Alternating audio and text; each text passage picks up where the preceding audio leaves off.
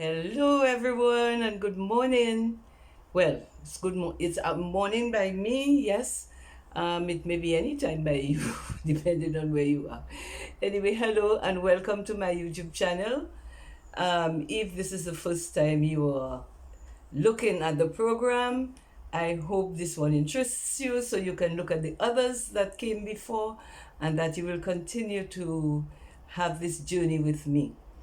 My name is Aileen, and I am consultant of the traditional Creole dresses of Dominica. So I would like to spread the information so that I can stem the flow of misinformation. So welcome again. And in the last video, I said I was going to start with the construction of the Wévolvè and the front of it. But I've decided to change a little bit and to give you a challenge. I'm sure you're ready for a challenge. In one of my videos, I asked whether you knew the three headpieces, or rather four, which can be used with the Wévolvè. And I don't know if anybody knows, I'm sure a lot of you do, but some don't. And I'm going to do that this afternoon, I think, or this morning. I think it's a good challenge for you because two of them has to be tied on your head when you are ready. So you have to do a lot of practicing. The first one I am going to do is the Tét Wévolvè. It looks like a revolver. Wévolvè en Creole. And it's an informal headpiece. And but because we do not use it as it was used en temps longtemps, then we can make it formal. You know, sometimes you wear a dress and you can dress up or dress down. Right. This is what it is. So this head tie, the Tet Wévolvè, was a head tie which was used on a daily basis, maybe to go to the market just to tie the head, because we have this African thing of tying our heads. It cools the head. If you haven't combed your hair, it's a good mask for uncombed hair. I won't go into that. I think you know all about wearing head ties, and also it's very attractive, very very attractive. We cannot get away from that. So we tie our heads. First one is the Tét Wévolvè. The second one is semi-formal. It is what we call the Tet Cassie. The third one is the Tet Ale or the Tet Piché. The Dominican name is the Tet Piché. In Martinique is Tet Ale or the Tet Chaudier. In Guadeloupe there is a version and which is called Tet Casserole. Now, because I mentioned the fourth one, it is very much like the third, the Tet Ale or the Tet Piché, but it is painted. It's painted in a saffron yellow, and it's for ceremonial occasions. It is done in Martinique, and there are a few of us in Dominica, one or two of us in Dominica, who can paint, and so we're able to do it. This is because the Division of Culture, years ago, I can't remember the exact date, but when I worked with the Division of Culture, I was given the task of, not the task, no, the pleasure of working with Miss Madame Copo of Yolande Copo of Martinique. And she came here and she did the workshop and showed us how to do it, to paint the madras. The madras has to be painted before it is tied. And then we call it the Tête Ale Calandé. And the lady who does the painting is called une calendeuse. Okay? So we're going to get into your challenge this morning, and we're going to do the Tét Wévolvè. You take square of madras, and be very careful when you choose your madras, because madras is normally uniformed, and sometimes you get a square in the middle, but when you fold it just a little, you can still get the pattern, the outer pattern. But if you're going to fold it like in a triangle, half, in triangle form, okay? So let's see what it does. It's the first time I'm using it. It was given to me by a beautiful friend, and I am going to try it. So you fold it like this.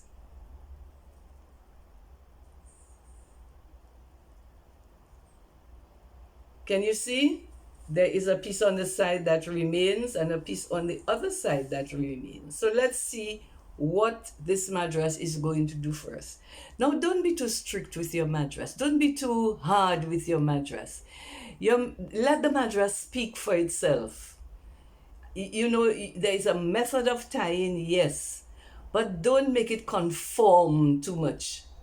Otherwise, you're not going to get that free flow and free movement of the madras. So we do it like this.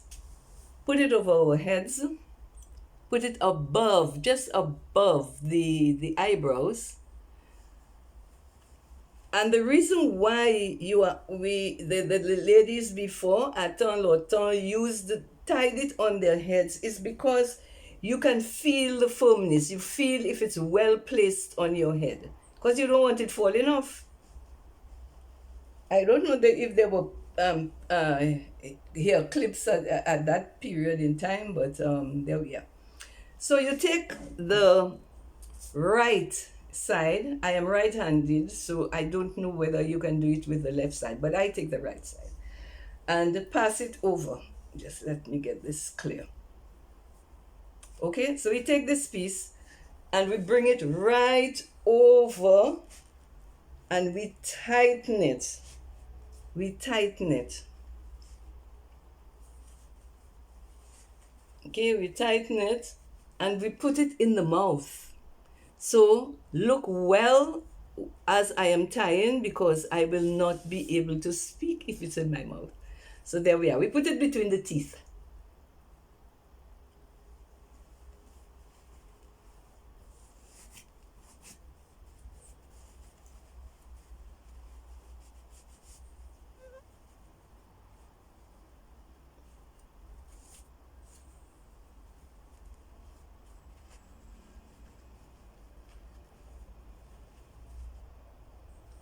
Take this end now, bring it up, and tuck it in.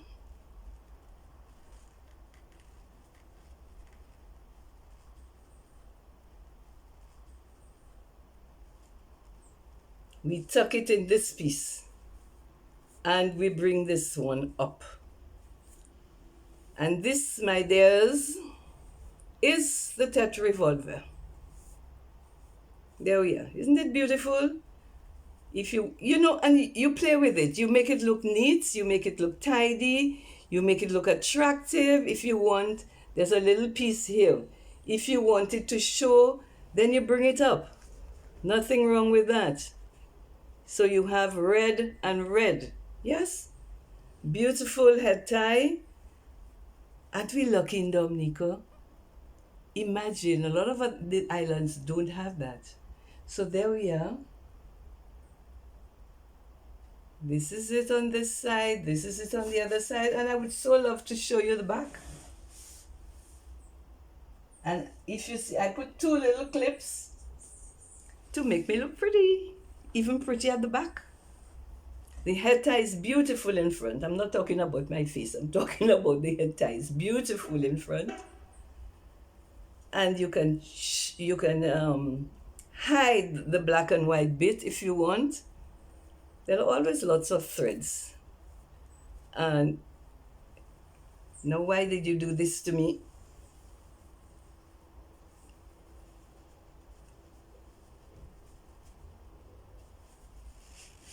There, tight, and then you hide. Oh la la, lots of threads.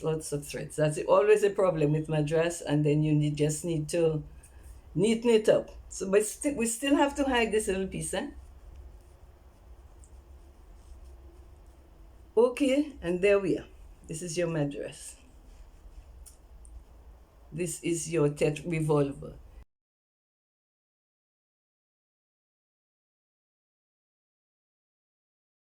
Now you see what happened to me, and I've been tying this thing for years. I learned to tie the headpieces from the three women, and three women, one from Point Michel, one from Dalis, and one from Granby.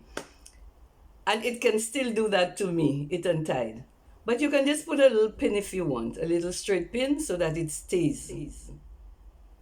And don't give up. Try and try. You'll succeed at last. Practice makes perfect. Practice makes permanent. Don't be upset with yourself if you don't get it the first time. If you have thick hair, maybe you can put 2 twists and it will stay. I had a hell of a time trying to, when I first started to try to tie these headpieces, because my hair is thin and it just used to slide off and I used to get more and more irritable. But now I've mastered the art and I can do all the head ties now. So there you are. There's a challenge for you.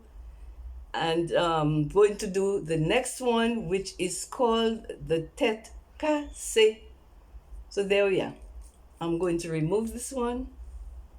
And we are on to the Tet Cassie. Again, the Tet Cassie. There seems to be a misconception as far as the Tet Cassie is concerned. A lot of people just seem to say, and she's wearing her Tet Cassie. When you dress up in your do it with your Tet Cassie. And Tet Cassie seems to cover a whole number of head ties, and that is not right. The Tet Cassie is a particular head tie. And I will tell you, when I was doing research, I asked three women. Doris Joseph from Dalis, Emmeline McCoy from Granby, and Yvonne Charles from Point Michel. I interviewed them when they were in their 90s many years ago. It was for the book I was writing for the Cultural Division. So that it was ready by 2003. So before 2003, I had interviewed those women. I had always heard Mommy speaking about them because Mommy was brought up on a plantation. She was brought up on Bath Estate, which is Lacoudoué, what we call Lacoudoué now. It was a lime plantation and her father was overseer. So she had first-hand view of all the ladies who wore head ties, from those who picked the limes, from those who were going to the market, those who were going to church on Sundays. And she always spoke about these head ties. And so I always knew of these head ties, but Mommy couldn't tie them. But when she was doing when she was telling me about the Tet Cassie, she would do her hands like this. She's right-handed, so she would do her head like this. And the Tet Cassie. And I was always intrigued. And I thought, I need to find out about this Tet Cassie and the Tet Revolver. She mentioned all of those.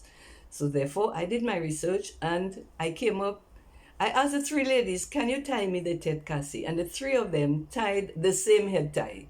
So I don't think there can be a doubt as to what is the Tet Cassie and what is the Tet Ale. The Tet Cassie has to be tied on the head when you want it. The Tet Ale or the Tet Peachy is something that is tied and it's permanent. So there we go. Your madras again. Now this madras has the squares all around. It's a uniformed pattern. So therefore we can just fold it as we did the last one. Over the head.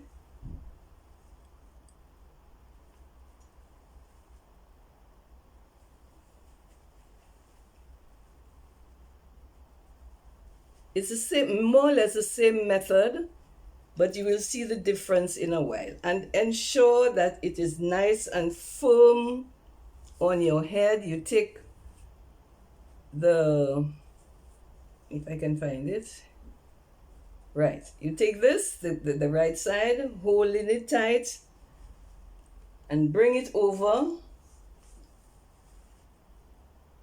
And as you're bringing it over, you neaten it up. You neaten it up. Use your fingers on the top, neaten it up.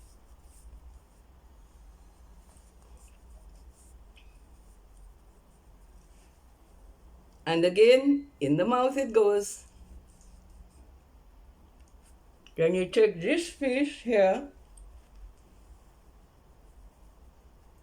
and you start to gather it up in your hands, making sure the edges fall together.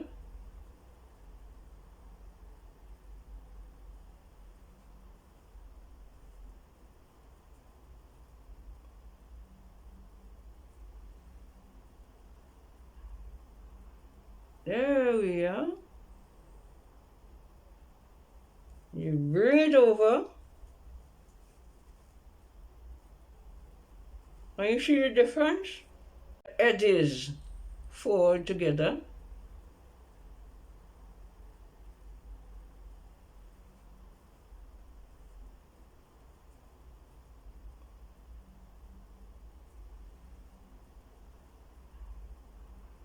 There we are. You bring it over. And you see the difference?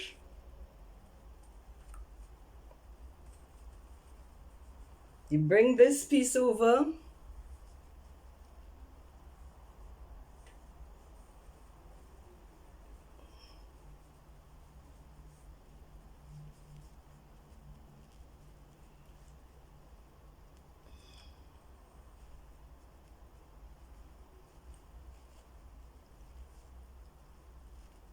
And you tighten it. Now this one is being a little naughty. So we just arrange it in here. And you bring up your little fluffy thing up here. Now I'll tell you something that I have learned. No two head ties will be tied the same way. Even if you use the same madras, you will get it to be different. So you bring this up, you bring this little piece out, and you bring this out. That is the Tet Cassie. I'm going to use another piece of madras and you will see the difference. Okay, here we are. So you have this piece here and this piece out here. Now if you look at there is a book, the Cultural Division has a book all about the national dress of Dominica. I happen to be the author. And if there is a photograph taken by Dr. Dr. Lennox, it was borrowed or lent with the permission of Dr. Lennox Honeychurch. And it is taken in 1915. And you will see all the different head ties that the ladies wore at that time. And you will see that we have lost many head ties. But you will also see this head tie. You will see this head tie. Okay, there we are.